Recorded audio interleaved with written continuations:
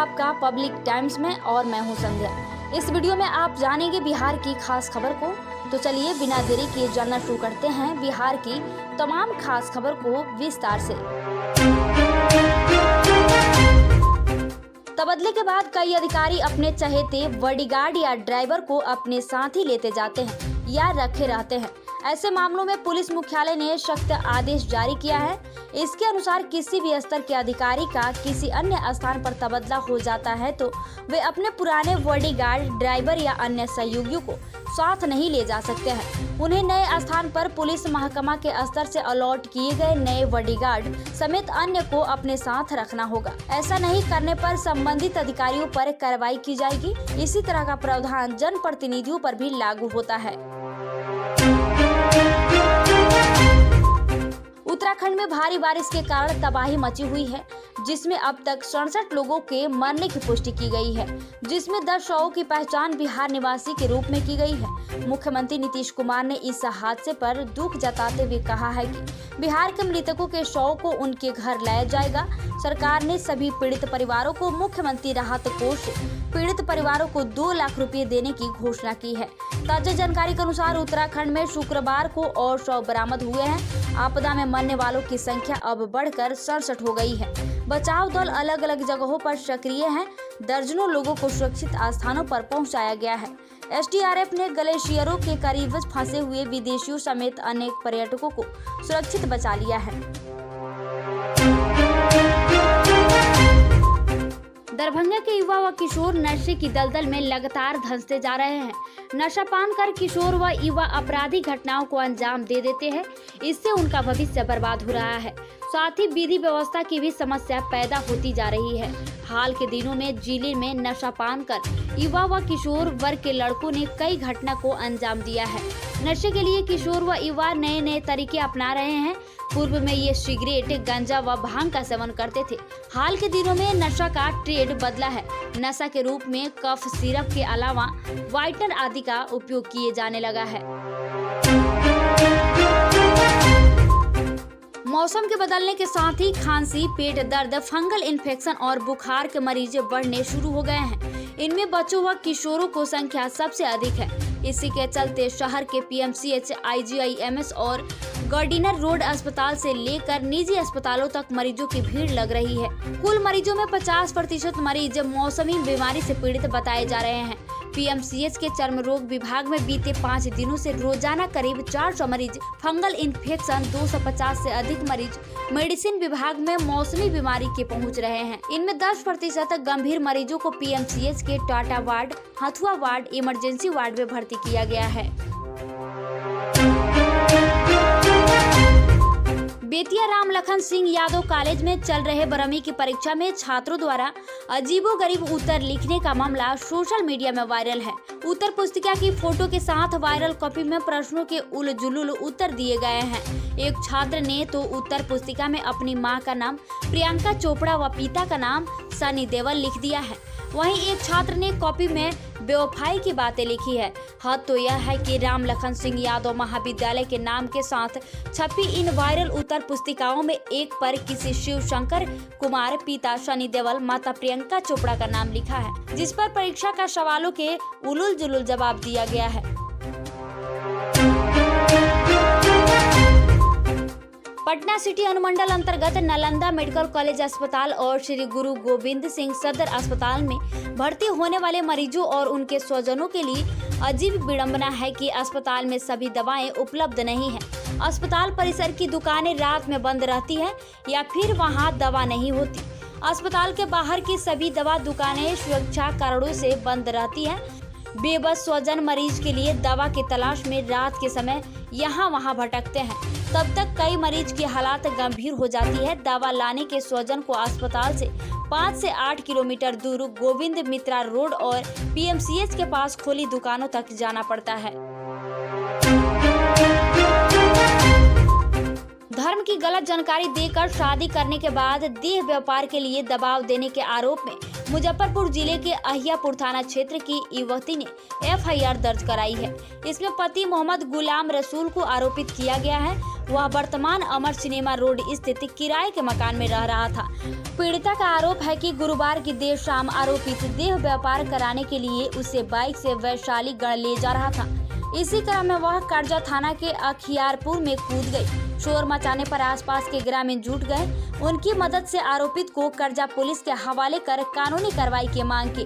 करजा थाना अध्यक्ष मणिभूषण कुमार ने बताया कि आरोपित को गिरफ्तार कर न्यायिक हिरासत में भेज दिया गया है। राजद प्रमुख लालू यादव लगभग 3 साल बाद रविवार को पटना आएंगे। वह दिन के 2 बजे पटना हवाई अड्डे पर पहुंचेंगे। अब उनकी तबीयत ठीक है, लेकिन लालू यादव के चुनाव प्रचार में जाने को लेकर संशय बना हुआ है। कार्यक्रम दोनों क्षेत्रों में लगा है, लेकिन उनके आने के बाद डॉक्टरों की सलाह पर ही आगे का कार्यक्रम तय होगा। यदि दोनों विधानसभा सीटों पर होने वाले उपचुनाव में लालू ने प्रचार की कमान संभाल ली तो इसका बड़ा फायदा तेजस्वी के साथ पार्टी को भी मिलेगा। लालू यादव ने पटना आने का कार्यक्रम पहले से ही तय था। उन्हें 22 व 23 अक्टूबर को पटना आना था। 25 और 27 को उनका कार्यक्रम क्रमशः कुशेश्वर और तारापुर में अब भी लगा हुआ है। उनके आने के कार्यक्रम तय होने के बाद पूर्व मुख्यमंत्री राबड़ी देवी पटना आ गई, लेकिन इसी बीच में राबड़ी फिर दिल्ली लौट गई। जाते समय उन्होंने कहा कि लालू प्रसाद की तबीयत ठीक नहीं है, अभी वह पटना नहीं आएंगे। BRA बिहार बीबी PhD पर खुद शोध कर रहा है। PhD के 2 वर्ष के छात्र अब तक संशय में है कि उनका क्या होगा। वर्ष 2019 में पैट के नामांकन कराने वाले 260 छात्रों का सिनोप्सिस अब तक पास नहीं हुआ है, क्योंकि बीबी ने अब तक इसके लिए पोस्ट ग्रेजुएट रिसर्च काउंसिल की बैठक नहीं की है। छात्रों के सिनोप्सिस को विभाग अध्यक्षों का कहना है कि जब तक बैठक में इन शोध प्रारूप पर मुहर नहीं लगती, इस पर काम नहीं किया जा सकता है। वहीं इस वर्ष हुए 2020 पैट का रिजल्ट जारी होकर भी क्लियर नहीं हुआ है। रिजल्ट में गड़बड़ी पाए जाने के बाद उसे दूसरी एजेंसी के पास जांच के लिए बीबी ने भेजा है। बीबी का कहना है कि 15 दिन में एजेंसी जांच कर लेगी, इसके बाद इसे जारी कर दिया जाएगा। सूबे के ग्रामीण इलाकों में अपने फायदे के लिए सड़कों पर अतिक्रमण करने वालों के लिए बुरी खबर है। गांव की सड़कों को भी अतिक्रमण मुक्त कराया जाएगा। इसके लिए विभाग ने तैयारी शुरू कर दिया है। इसकी वजह है कि सड़कों की मापी या सर्वे के कार्य में परेशानी हो रही है। इसे देखते हुए विभाग ने अलग रास्ता निकाला है। ग्रामीण कार्य विभाग ने यह तय किया है कि वह अपना अमीन और सर्वेयर की बहाली करेगा। अभी विभाग वैकल्पिक व्यवस्था के तहत दूसरे विभागों से अमीन और सर्वेयर की सहायता ले रहा है। बिहार के 10% शहरी नगरों की 51% संपत्ति की स्वामी है। वहीं राज्य के शहरों में आर्थिक हालात के सबसे निचले पायदान पर मौजूद 10% लोगों की संपदा केवल उनकी फटेहाली है। उनके पास भौतिक या वित्तीय संपत्ति में कुछ भी नहीं है। अमीरी और गरीबी के इस बड़े अंतराल का खुलासा हाल ही में आए ऋण की निवेश सर्वेक्षण रिपोर्ट से हुआ है। भारत सरकार के केंद्रीय सांख्यिकी एवं कार्य क्रियान्वयन मंत्रालय ने यह रिपोर्ट वर्ष 2019 के जनवरी से दिसंबर तक के सर्वेक्षण के आधार पर तैयार की है। बिहार के शहरों में ही नहीं, गाँव में भी आर्थिक रूप से समर्थों व असमर्थों के बीच काफी गहरी खाई है। यहाँ भी 10 संपन्न लोग ही 43 संपत्ति के मालिक है। नीचे के 10% लोग गांव के केवल एक संपदा के भरोसे हैं। एक पायदान ऊपर के 10 गरीब भी कोई अच्छी हालात में नहीं है। इनके गुजर बसर के लिए भी केवल 2% संपत्ति का सहारा है। बिहार में ब्रेड पाव की कीमतें एक बार फिर तय की गई है। बेकरी एसोसिएशन ऑफ बिहार की बैठक में नई दरों को 31 अक्टूबर से पूरे बिहार में लागू करने का निर्णय लिया गया है। एसोसिएशन के अध्यक्ष NK अग्रवाल की अनुपस्थिति में हुई बैठक में कई निर्णय लिए गए। वैशाली ब्रेड के ऋषिकेश कुमार ने कहा है कि पिछली बैठक में कई लोग मौजूद नहीं थे। इसके अलावा 24 अक्टूबर से बढ़ाई जाने वाली कीमतों के लिए तकनीकी परेशानियां भी ब्रेड उत्पादक कंपनियों को हो रही थी। नई कीमत वाले पैकिंग रैपर के अलावा रिटेलरों के पास सूचना पहुंचने के लिए भी बहुत कम समय मिला था। इसे देखते हुए नई कीमतों को लागू करने की तिथि को आगे बढ़ाने का निर्णय लेना पड़ा है। एसोसिएशन अध्यक्ष NK अग्रवाल ने कहा कि शुक्रवार को हुई बैठक में वे शामिल नहीं हो सके हैं। बैठक में जो भी निर्णय लिया गया है वह सभी के लिए मान्य है। अत्यधिक प्रदूषण के खतरों से बचने के लिए मुजफ्फरपुर समेत सूबे के 4 जिलों पटना, गया और हाजीपुर में पटाखों की बिक्री पर रोक लगा दी गई है। पिछली दीपावली में प्रदूषण के बढ़े स्तर पर नेशनल ग्रीन ट्रिब्यूनल से पारित आदेश के आधार पर यह रोक लगाई गई है। बिहार राज्य प्रदूषण नियंत्रण बोर्ड ने सभी डीएम व एसपी को पत्र लिखकर इसके निर्देश दिए हैं। इसमें कहा गया है कि पिछली दीपावली के समय इन शहरों के परिवेशीय वायु सूचकांक का अध्ययन किया गया था।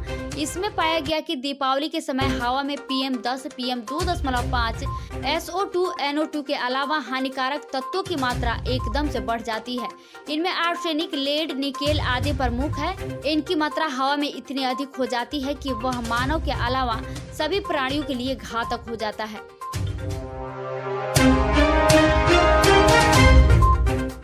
दिल्ली पुलिस ने बिहार के खान व भूतत्व मंत्री जनक राम के पर्सनल सेक्रेटरी यानी आप्त सचिव बबलू आर्य को गिरफ्तार किया है। बबलू आर्य की निशानदेही पर दिल्ली पुलिस गोपालगंज के नगर थाना क्षेत्र स्थित पुरानी चौक निवासी महेश कुमार को भी गिरफ्तार कर अपने साथ ले गई है। आरोप है कि बबलू आर्य के द्वारा सांसद भवन में प्रवेश को लेकर फर्जी पास बनवाया गया था। वह फर्जी पास महेश कुमार के द्वारा बनाया गया था। इस मामले में दिल्ली पुलिस ने 1 सप्ताह पहले जांच शुरू की थी। जांच के दौरान दिल्ली पुलिस ने बिहार के खान एवं भूतत्व मंत्री जनक राम के आप्त सचिव बबलू आर्य को 3 दिन पहले गिरफ्तार किया था। भागलपुर कोतवाली थाना क्षेत्र के MP द्विवेदी रोड स्थित होटल संस्कार के कमरा नंबर 103 में एक युवक का शव मिला। घटना की जानकारी गुरुवार देर रात की कोतवाली थाना पुलिस को दी गई। सूचना पर पहुंची पुलिस ने दरवाजे को काटकर कमरा खोला और कमरे के भीतर युवक का शव पाया। कमरे के भीतर का सारा सामान अस्त व्यस्त था। गुरुवार देर रात शव को कमरे से बाहर निकालने के बाद शुक्रवार सुबह शव को पुलिस ने कब्जे में लेकर पोस्टमार्टम के लिए भेज दिया।